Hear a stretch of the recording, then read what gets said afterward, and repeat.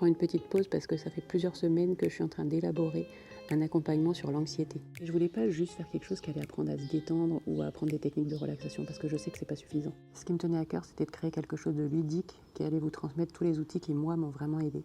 Déjà, un des trucs les plus importants, ça va être de comprendre ce qui se passe dans le corps pendant les moments d'angoisse. C'est-à-dire comprendre ce qui se passe dans le corps plutôt que d'avoir peur de ce qu'on ressent. Ensuite, l'autre étape importante, c'est de changer son rapport aux pensées. Parce que le corps, il fait pas la différence entre ce qui est réel et imaginé, et un esprit anxieux, il passe son temps à imaginer le pire. Donc ensuite, il y a l'idée de réussir à réapprendre à se concentrer sur le moment présent. Alors on en parle partout de ce moment présent, mais là l'idée c'est vraiment de vivre par l'expérience ce que ça fait de passer de son monde intérieur à se réouvrir à ce qu'il y a à l'extérieur, au réel.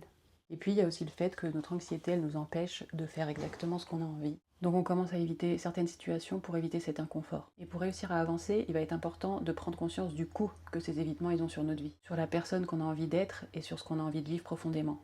Cet accompagnement, il s'adresse aussi bien aux adultes qu'aux ados, parce que c'est un public qui me tient très à cœur avec mon passé de prof. C'est même pour ça que j'ai même voulu me reconvertir en kinésiologue, pour soutenir et aider tous ces élèves qui sont débordés par leurs angoisses et leurs anxiétés. L'accompagnement, il dure 8 semaines. Il demande un certain engagement personnel parce qu'il y a des feuilles d'exercice entre chaque visio, toutes les semaines. Tout un tas de feuilles d'exercice que j'ai réalisées avec soin et qui sont réfléchies. Ce qui me tenait à cœur, c'était aussi d'ajouter la kinésiologie à cet accompagnement, pour ceux qui le souhaitent, et ça se fait qu'en présentiel.